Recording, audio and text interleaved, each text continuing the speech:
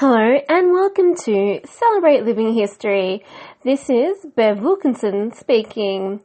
Today we meet Jing, who is running her own practice as a barrister. It all started with a goal to talk to entrepreneurs over 60. Then, out of curiosity, we decided to talk to entrepreneurs under 30. We believe these two very vast generations can learn and grow from each other. This week, we talked to Jing Zhu, who is running her very own practice as a Victorian barrister. Can you tell us a little bit about your business and what you do?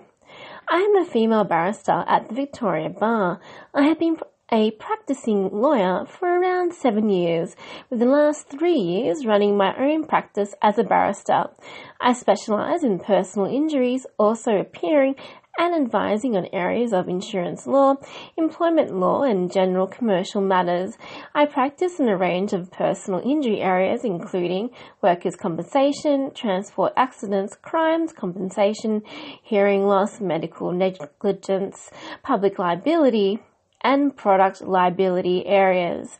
I was recently the proud recipient of the Women Barristers Association Scholarship to attend the Australian Women Lawyers Conference in Sydney in 2018 and was nominated for Barrister of the Year in the Lawyers Weekly Women in Law Awards 2018.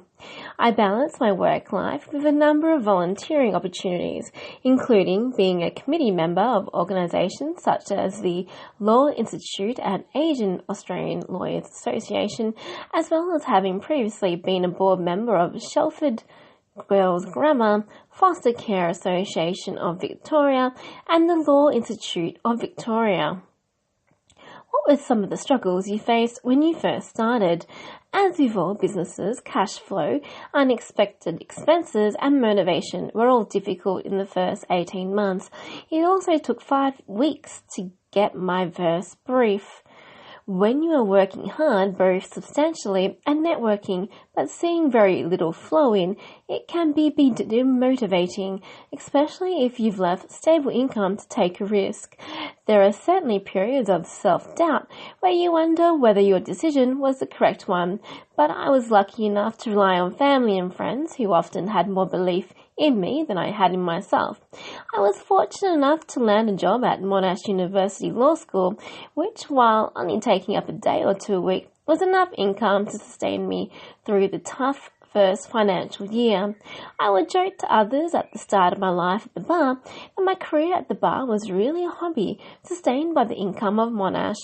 I'm happy to report that things did improve substantially in the first 18 months, but the initial hardships were a worthwhile lesson and make some of the day-to-day challenges now more manageable. What do you like most about having your own business? The freedom to choose my own hours and ways of working that are the most productive for me. Sometimes it means I work longer hours.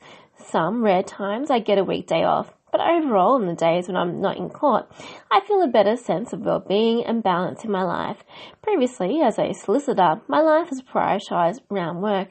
All other factors, socialising, rest, family time, health, all came second and would fit within the corners which were encompassed by my work. Now factors like my fitness and spending time with loved ones takes equal priority as my work, and all three factors equally need to fit around each other. I believe this is only possible from the freedom I have to work from home when needed, go to gym in the middle of the day and work at 11:30 p.m. There's no judgment from others that I need to worry about except the duty school kind or trying to impress anyone by staying in the office to get the work done. What advice would you give to your younger self? Stress less, seriously. There's a lot of factors in life that are out of your control. The earlier you accept that, the easier it will be to accept the challenges in life.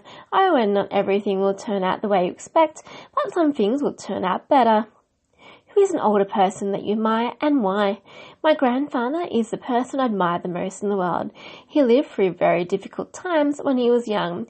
Growing up in rural China near Shanghai, despite being a brilliant student, he was only able to receive very limited formal schooling before being called to perform work out of necessity and a love of providing for his family.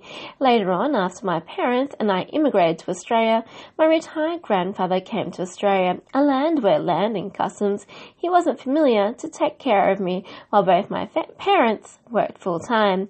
Despite being 65, he had a passion for learning, was an active member of the local community, and always making friends in English class. I even remember his making friends with a lovely British expat by the name of Rose. His never complaining attitude, hard work and tenacity to continue to inspire me to this day. If you could jump into a time machine, what era would you visit and why? As much as I'm fascinated by the Middle Ages and would love to check out 19th century England, I'd have to pick 1930 Shanghai, a tumultuous time for China and a city struggling with its identity, torn by many masters. I was born in Shanghai and my great-grandparents and grandparents lived through this period. I would love to see the history of my cultural heritage and find out what it's like to live in the country of your birth under the control of other nations. That was Jing Zhu, who is running her own practice as a Victorian barrister. To see Jing's story online, visit us at www.celebratelivinghistory.com.au. This is Bev Wilkinson speaking for Celebrate Living History. Have a wonderful day. Cheers.